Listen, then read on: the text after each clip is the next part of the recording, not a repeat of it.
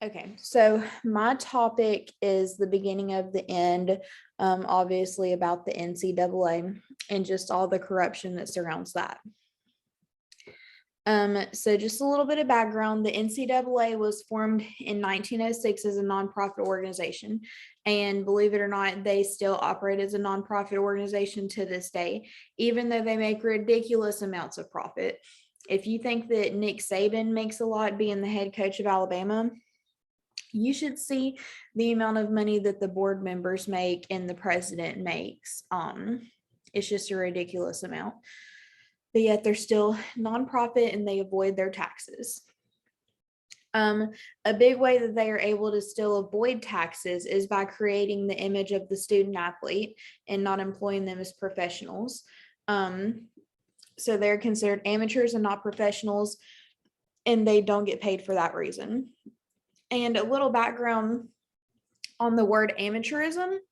It's an old English word that came from Europe in the 1920s and 30s when the elitists decided we're going to actually play sports instead of just spectating them. They wanted it to be an exclusive thing amongst them. So they decided that they were going to make it pay to play. So if you couldn't pay to play in sports, then you were called an amateurist. And so that's where that word came from. It's inherently insulting because you're pretty much calling these college students, student athletes, lower class compared to semi-professional like in the NFL, even though they're going to school and being athletes at the same time. And also naming collegiate athletes, student athletes helps the NCAA from avoiding lawsuits whenever they're hurt. It has several times throughout history. One time, somebody that played for Texas A&M in the 1950s got his skull shattered during a game, and the widow of him tried to file a lawsuit to at least pay for funeral expenses, and it was turned down because of the student athlete name. And the NCAA reinforces that name over and over and over again ever since Walter Byers came up with it in the 1950s, because it means that they're students before athletes before anything else. So therefore they're not employees. They don't get workman's comp. And before the Big Ten stipend, sorry, not the Big Ten, the Power Five stipend and the NIL legislation, athletes barely had any money to even eat.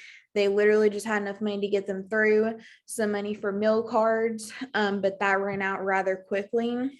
If you've seen, a lot of these football players, they're big guys, they eat a lot. Same with basketball players or anything like that. So coaches would get caught feeding them or something like that, the school would get fined by the NCAA. They've got a lot of strict rules surrounding not giving the student athletes anything extra. And so now the athletes are getting more compensation. It seems like it's the beginning of the end for the NCAA. They'll have to either become for-profit and pay their athletes like their employees, or the schools will have to break out into their own professional conferences until there is nothing left of the NCAA. So like with the stipend, for example, at first all of the Division I schools were on board with that, but then some of them decided, no, I'm not going to. So it just became a Power Five conference thing. If something were to happen involving just that group, the Power Five could break out into their own association and have different conferences within it, like the Big Ten, the SEC, stuff like that.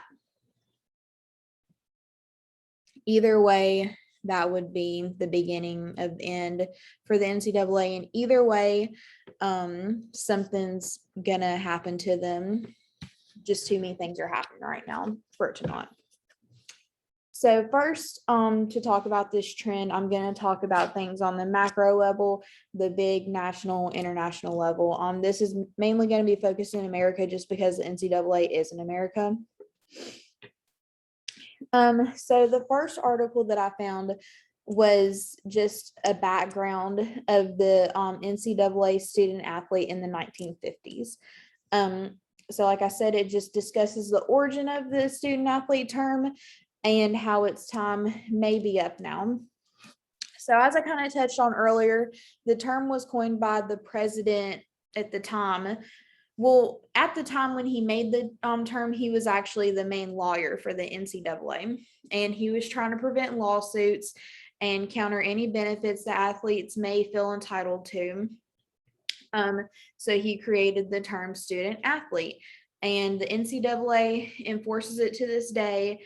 He was a very big figurehead and very powerful in the NCAA. Like I said, he went on to become president. And they still surround themselves with that culture of just reinforcing to the collegiate athletes, you are a student athlete, you're a student first, you don't get benefits. And so in our society now too, the term student athlete has been commonly used, but recently, some people now refuse to say it in rebellion of the NCAA because people are starting to realize what it means. But 2-3 years ago, before this even started, students were calling themselves student athletes, and really didn't even know where it came from. So it's really been commonplace for us. And I just asked the question, why do we put student in front of athlete? Well, they don't want you to be a professional athlete. They don't want to pay you. And that article just suggested that the label's time may be up because students are now getting paid stipends, full ride scholarships, and for their name, image, and likeness. So it's really getting more and more professional. And I will ask this question several times in this presentation. Why is NCAA not paying the athletes when they're already getting all of these forms of paying? They get an estimated $2,000 to $5,000, depending on what school you go to, a semester for being an athlete. Full ride scholarships, meals, bed, room and board, everything like that paid for. And now, like I said, they're getting paid for their name, image, and likeness too. So if they're getting paid for all these reasons, what legally is holding the NCAA back from paying their athletes? Seems like it's just a moral thing. So how does that article connect to leisure sports management? So I connected this to the service delivery systems concept. So as I said earlier, this is a nonprofit which is organized to serve both individual needs and broader community goals. Who is the NCAA serving other than the board members of the NCAA? They keep almost half of their revenues to pay the board members, so they're obviously making a big profit. It's just crazy to think about. Like, they make billions and billions and billions of dollars from all of these schools. They keep 40% for themselves, and they give only 60% back to the school. Yes, that's the majority, but why do these people need to make 40% of billions and billions of dollars? They're making money at the athlete's expense. It's not good for the broader community goals.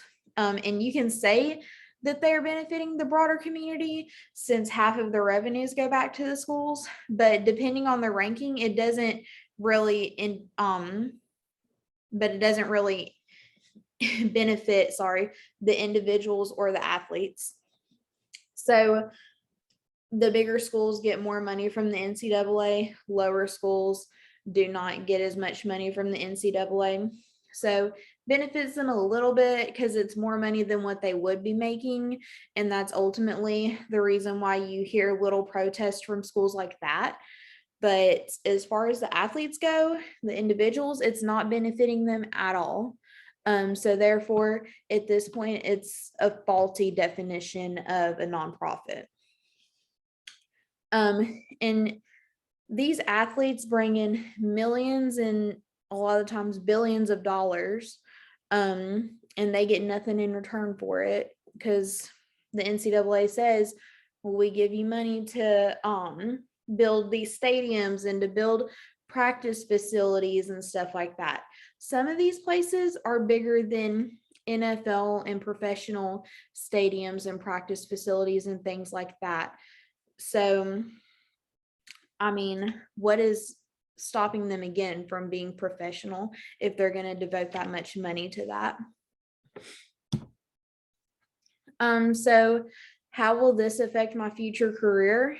As a sports statistician for college football, this will greatly affect my career. Coaching staff already feel as though they're walking on eggshells trying not to get fined by the NCAA. It happens so often that unless it's a big deal, they do not even care and nobody even reports on it anymore. As I was doing research for this project, I saw that somebody in Josh Heupel's staff who's been there for only one football season has already gotten a fine by the NCAA, but it wasn't reported on.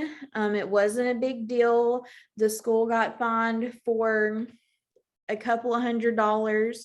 It's not even a big enough deal to report on, and it was for something so minuscule.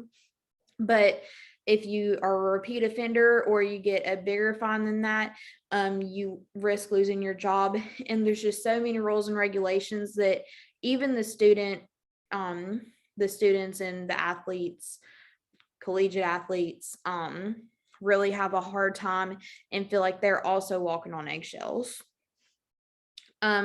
And so navigating this revolutionary situation will be even more challenging. I will not want to call the athletes student athletes for ethical reasons, but I'll be forced to by my employer to treat them as such. And if I'm employed by the NCAA school, when this lingering change occurs, everything about my job and coworkers' job will need to be adjusted, because who knows what will happen if we have to break out into a new conference division, whatever it may be.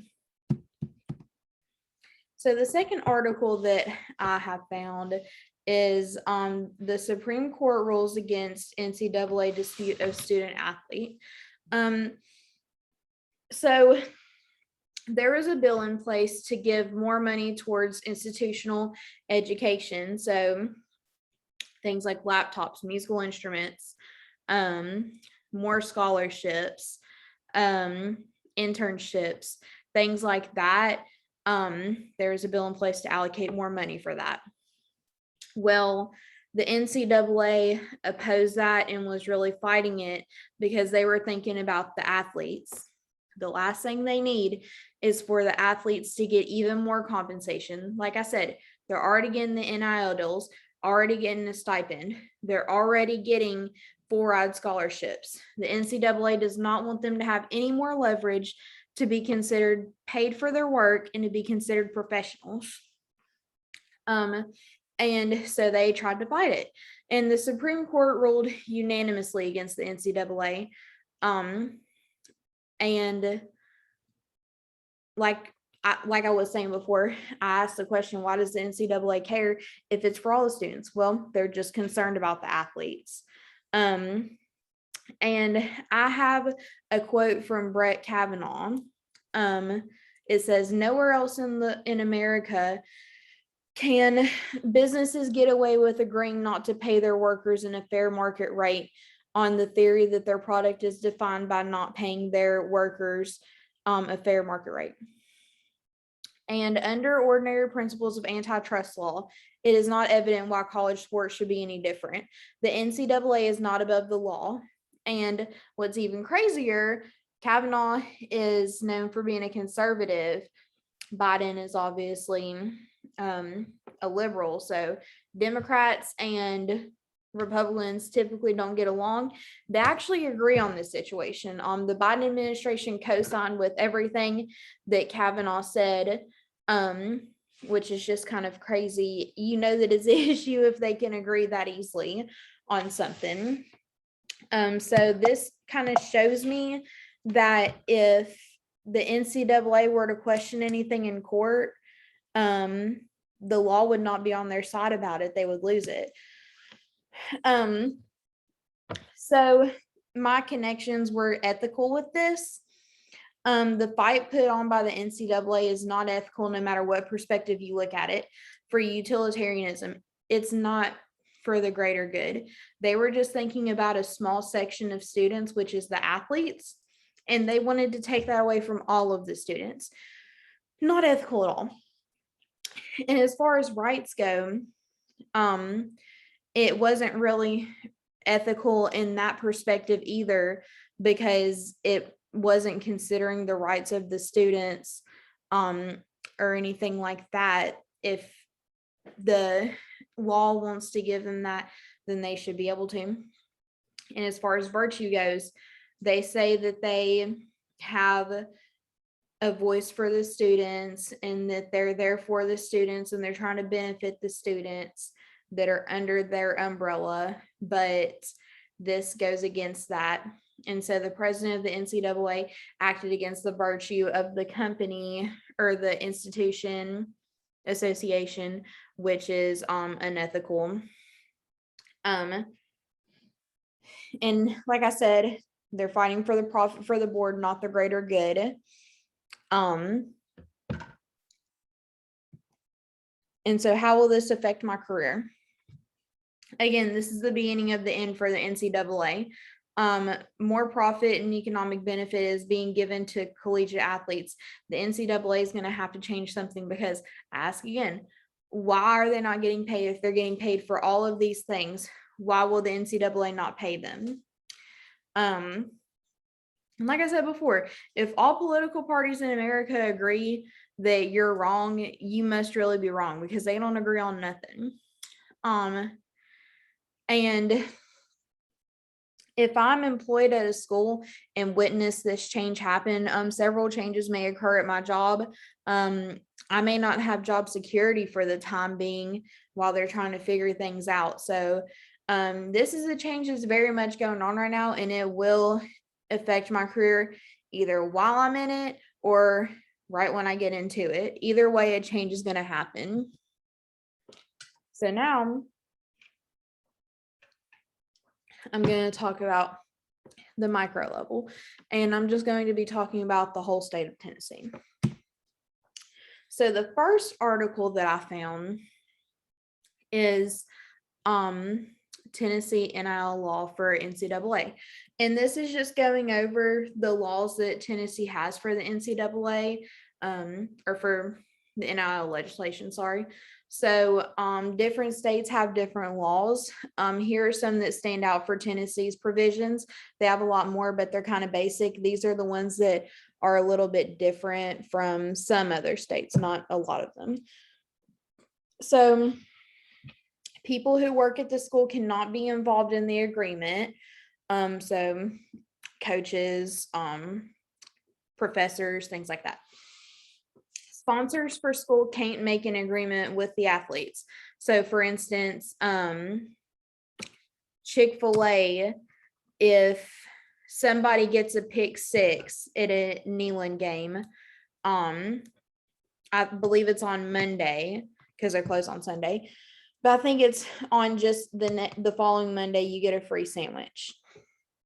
And vice versa, Alontae Taylor, if he gets a interception, somebody gets a free Rocky Road cookie as a part of his sponsorship. Well, the place that makes or they're actually called Rocky Top cookies. So the place that makes the Rocky Top cookies couldn't sponsor Neyland Stadium or the University of Tennessee. And athletes are allowed to have a third-party agent to represent them in these NIL deals. And I think this is a really good one. Athletes must take financial literacy class for the first semester of college. Now, that is good if it's a class that's taken seriously. Some classes for athletes you don't even have to participate in. So I think that will be a good class for athletes to take if it's genuine and not just an easy A for them so that they can compete. And they can't promote adult entertainment, gambling, drugs, or alcohol. It's kind of a Southern thing. A lot of the Southern states have that. And institutions cannot make a rule against Tennessee legislation. So they can't say, actually, our athletes aren't allowed to do this. But what they can do is adopt a reasonable time and place rule, prohibit them from using campus facilities for the ads, and prohibit them from using intellectual property in the ads. So they could say, don't wear a shirt that represents our university. Don't do it in class. Don't sponsor things in class. The University of Tennessee could say, don't take any pictures by the rock or anything like that. Just stuff like that. So I connected this to kind of barriers and motivation. These laws are different in every state, and obviously barriers and constraints can change one's motivation to participate in sports. I think this is gonna obviously make their motivation go up, especially the fact that Tennessee is one of the states that allows third-party agents to represent them. Believe it or not, many of the states out west and in the north haven't done that. Only really the southeastern states have. So now that you see agencies popping up that represent just the SEC athletes in this matter. And regardless, they put legal barriers on public and private institutions within the state in order to protect student athletes, collegiate athletes. For some institutions, this may be against their values, but they must allow the athletes to be paid, and so must the NCAA. So you have a barrier. It may be a virtuous ethical problem, but that's your barrier. So you've got to do it. And now the athletes are being paid in multiple ways. So I ask again, what is stopping the NCAA from allowing them to be paid? The amateurism view? That's not a legal reason. So that would not be upheld in court when somebody decides to challenge that, which it is coming very soon. How will this affect my career? This is where, since I want to work in Tennessee, and as a sports statistician, I will be helping with recruiting and current players alike. So all of these are really going to affect my career, other than just being moved around and changing roles or being on standby or whatever. So I will be working for an institution that has to abide by these laws. Whatever it may be, they leave some leg room up for the institution. So if I move around, I've got to know them. I may have to disperse statistics on players among more people. I may have to consult with a third-party agent when recruiting. Again, if the NCAA is ending and has to start paying athletes fair market rate, what will that do to my conference that I'm in, institution, and my position in the institution? So just a lot of things that would be changing. And by having to consult with a third party when recruiting, I mean that I might have to share my statistics with them, so that they can kind of compare their athlete with us to see if it's a good match for being noticed or anything like that. And such and such. Okay, so my last article, I feel like I'm going way over on time, is how NIL, and I actually used two articles for this. One of them is more broad, but I used a second article to focus it into Tennessee. So how will NIL affect college recruiting? And then my second one was athletes at Tennessee that have already signed NIL deals. So NIL legislation will start affecting recruiting for college sports this year and for years to come. It'll be kind of the same. The bigger schools already get more attention and better recruits because they're trying to get noticed by the NFL. But sometimes you see people transfer to different schools because they think I'm not as good of a quarterback here and I'm not going to get the chance to start. But over here, they have a quarterback vacancy. So I will have the chance to start and thus more of a chance to be noticed by the NFL. Well, now there's also going to be money making motivation.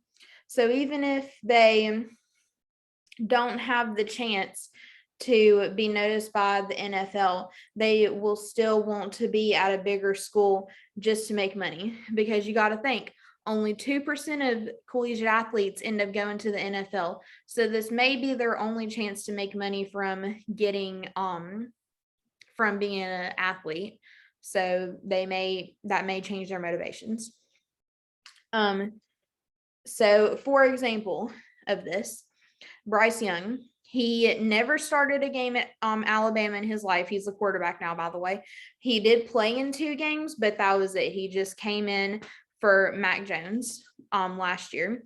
Before he even started a game, he got an $800,000 endorsement deal. You can only assume that was because he was the new starting quarterback at Alabama, because it actually did happen after he was announced as that. And Alabama is obviously one of the bigger schools that always wins the national championships. And so kind of to localize this, UT Knoxville is one of the bigger schools. It is probably the biggest football school in maybe basketball, especially women's basketball, and then Vanderbilt would probably be baseball, but I'm focusing on football because that's kind of more towards what I want to do with my career. So UT will be affected positively by this trend, but what about middle major colleges like Tennessee Tech? They will be affected negatively by this trend. At UT, 12 athletes in different sports, but mainly in football, have already signed up for big NIL deals. Right now, no athletes have NIL deals at Tennessee Tech. And it's mainly in football and basketball. So the other athletes, some of them have it, but they get less recognition because it's not a big sport. So not only does it hurt the smaller schools, but it hurts the smaller sports too that don't get as much recognition. For example, Brian Maurer, I think he also played in 2 or 3 games at Tennessee. He never started. He got 2 concussions and never played again for Tennessee. Well, he did, but he got taken out almost immediately because he wasn't the same after that. He's been in the transfer portal now for 3 months. Like I said, has never started a day in his life, but he was a position of quarterback for Tennessee, and he even has NIL deals. So I'm thinking it's just because he came from Tennessee is the direction that I'm going with it. So connecting this to LSM, I'm connecting this to the history concept of it. The history of recreation is repeating itself. The rich used to be the only ones to participate, and now it's happening again. I just discussed the concept of amateurism. It's kind of ironic because we're trying to steer away from it, and yet as we're steering away from it, the direction that we're going is leading to it again. So it's kind of something that will always be a privilege pretty much, and right now we don't have a way to get away from. The big Power 5 schools are going to be the ones that are continuing to get the best recruits, except it will be even more exclusive with the thoughts of exposure to the NFL and the thoughts of getting ad revenue for yourself. Many student athletes are much better off now thanks to the NIL legislation, but many will not reap the benefits for it. And I already talked about the smaller institutions and the less exposure sports. So how will this affect my career? As I'm helping with my recruiting efforts for the school that I work with, I will definitely see the repercussions of this trend. There's no doubt about it.